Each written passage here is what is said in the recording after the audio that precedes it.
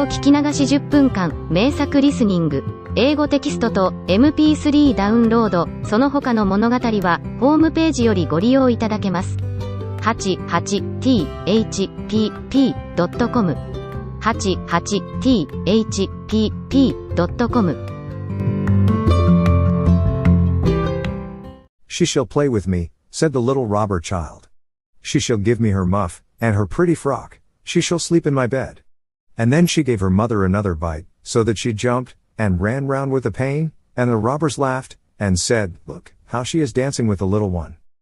I will go into the carriage, said the little robber maiden, and she would have her will, for she was very spoiled and very headstrong.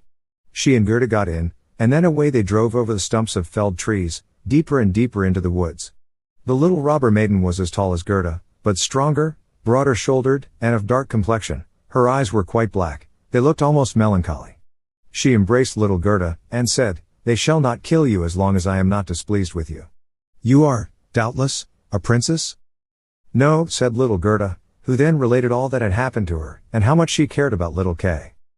The little robber maiden looked at her with a serious air, nodded her head slightly, and said, They shall not kill you, even if I am angry with you, then I will do it myself, and she dried Gerda's eyes, and put both her hands in the handsome muff, which was so soft and warm. At length the carriage stopped. They were in the midst of the courtyard of a robber's castle. It was full of cracks from top to bottom, and out of the openings magpies and rooks were flying, and the great bulldogs, each of which looked as if he could swallow a man, jumped up, but they did not bark, for that was forbidden. In the midst of the large, old, smoking hall burned a great fire on the stone floor. The smoke disappeared under the stones, and had to seek its own egress. In an immense cauldron soup was boiling, and rabbits and hares were being roasted on a spit. You shall sleep with me tonight, with all my animals, said the little robber maiden. They had something to eat and drink, and then went into a corner, where straw and carpets were lying. Beside them, on laths and perches, sat nearly 100 pigeons, all asleep, seemingly, but yet they moved a little when the robber maiden came. They are all mine, said she, at the same time seizing one that was next to her by the legs and shaking it so that its wings fluttered. Kiss it, cried the little girl, and flung the pigeon in Gerda's face.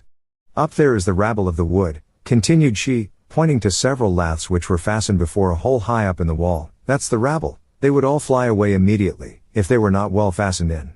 And here is my dear old Bach, and she laid hold of the horns of a reindeer, that had a bright copper ring round its neck, and was tethered to the spot. We are obliged to lock this fellow in too, or he would make his escape. Every evening I tickle his neck with my sharp knife, he is so frightened at it. And the little girl drew forth a long knife, from a crack in the wall, and let it glide over the reindeer's neck. The poor animal kicked, the girl laughed, and pulled Gerda into bed with her. Do you intend to keep your knife while you sleep? Asked Gerda, looking at it rather fearfully. I always sleep with the knife, said the little robber maiden. There is no knowing what may happen. But tell me now, once more, all about little Kay, and why you have started off in the wide world alone. And Gerda related all, from the very beginning. The wood pigeons cooed above in their cage, and the others slept. The little robber maiden wound her arm round Gerda's neck, held the knife in the other hand, and snored so loud that everybody could hear her, but Gerda could not close her eyes, for she did not know whether she was to live or die. The robber sat round the fire, sang and drank, and the old female robber jumped about so, that it was quite dreadful for Gerda to see her. Then the wood pigeon said, Coo! Coo! We have seen little Kay. A white hen carries his sledge. He himself sat in the carriage of the Snow Queen, who passed here, down just over the wood, as we lay in our nest. She blew upon us young ones, and all died except we two. Coo! Coo! What is that you say up there? Cried little Gerda. Where did the Snow Queen go to? Do you know anything about it? She is no doubt gone to Lapland, for there is always snow and ice there. Only ask the reindeer, who is tethered there. Ice and snow is there. There it is, glorious and beautiful, said the reindeer. One can spring about in the large shining valleys. The Snow Queen has her summer tent there, but her fixed abode is high up towards the North Pole, on the island called Spitzbergen. Oh, Kay. Poor little Kay, sighed Gerda. Do you choose to be quiet? Said the robber maiden. If you don't, I shall make you. In the morning Gerda told her all that the wood pigeons had said, and the little maiden looked very serious, but she nodded her head, and said, That's no matter, that's no matter. Do you know where Lapland lies? She asked of the reindeer. Who should know better than I? Said the animal, and his eyes rolled in his head. I was born and bred there I leapt about on the fields of snow. Listen, said the robber maiden to Gerda. You see that the men are gone, but my mother is still here, and will remain. However, towards morning she takes a draught out of the large flask, and then she sleeps a little, then I will do something for you. She now jumped out of bed, flew to her mother, with her arms round her neck, and pulling her by the beard, said, Good morrow, my own sweet nanny good of a mother. And her mother took hold of her nose, and pinched it till it was red and blue, but this was all done out of pure love. When the mother had taken a sup at her flask, and was having a nap, the little robber maiden went to the reindeer, and said, I should very much like to give you still many a tickling with the sharp knife, for then you are so amusing. However, I will untether you, and help you out, so that you may go back to Lapland. But you must make good use of your legs, and take this little girl from me to the palace of the Snow Queen, where her playfellow is. You have heard, I suppose, all she said, for she spoke loud enough, and you were listening. The reindeer gave a bound for joy. The robber maiden lifted up little Gerda, and took the precaution to bind her fast on the reindeer's back. She even gave her a small cushion to sit on. Here are your worsted leggins, for it will be cold, but the muff I shall keep for myself, for it is so very pretty. But I do not wish you to be cold. Here is a pair of lined gloves of my mother's, they just reach up to your elbow. On with them. Now you look about the hands just like my ugly old mother. And Gerda wept for joy. I can't bear to see you fretting, said the little robber maiden. This is just the time when you ought to look pleased. Here are 2 loaves and a ham for you, so that you won't starve. The bread and the meat were fastened to the reindeer's back. The little maiden opened the door, called in all the dogs, and then with her knife cut the rope that fastened the animal, and said to him, Now, off with you, but take good care of the little girl. And Gerda stretched out her hands with the large wadded gloves towards the robber maiden, and said, Farewell. And the reindeer flew on over bush and bramble through the great wood, over moor and heath, as fast as he could go. Dizza, dizza, was heard in the sky. It was just as if somebody was sneezing. These are my old northern lights, said the reindeer, look how they gleam.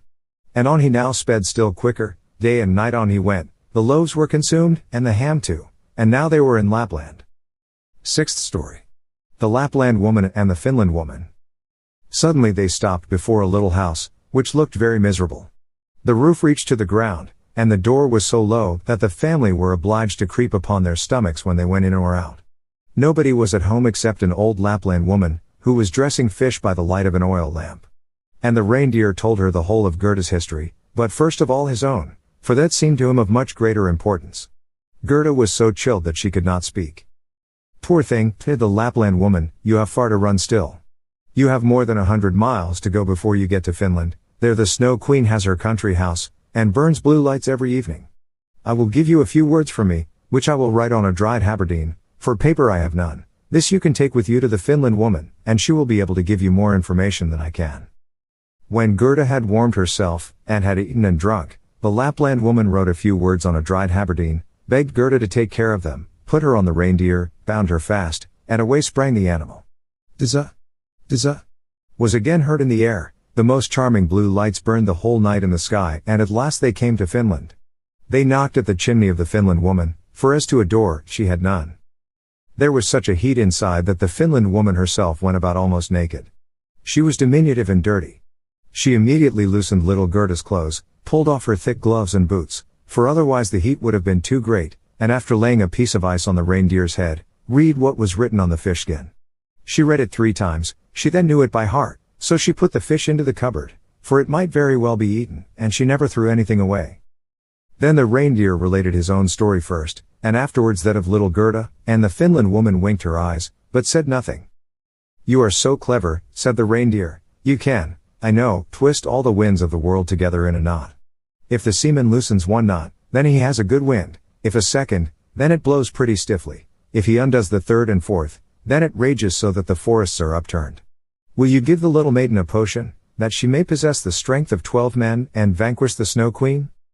The strength of 12 men, said the Finland woman. Much good that would be.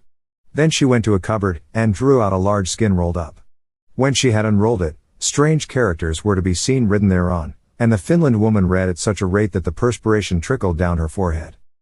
But the reindeer begged so hard for little Gerda, and Gerda looked so imploringly with tearful eyes at the Finland woman, that she winked, and drew the reindeer aside into a corner, where they whispered together, while the animal got some fresh ice put on his head. 'Tis true little K is at the Snow Queen's, and finds everything there quite to his taste, and he thinks it the very best place in the world, but the reason of that is, he has a splinter of glass in his eye, and in his heart. These must be got out first, otherwise he will never go back to mankind, and the Snow Queen will retain her power over him. But can you give little Gerda nothing to take which will endue her with power over the whole?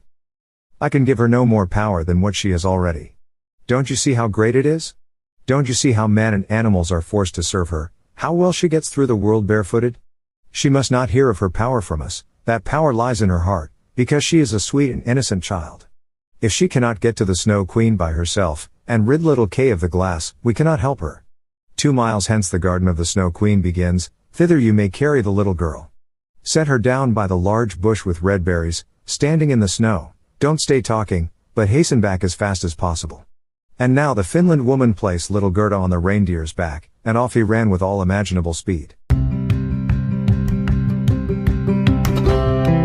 英語聞き流し10分間、名作リスニング。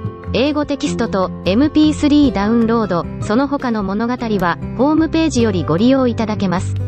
88thpp.com 88thpp.com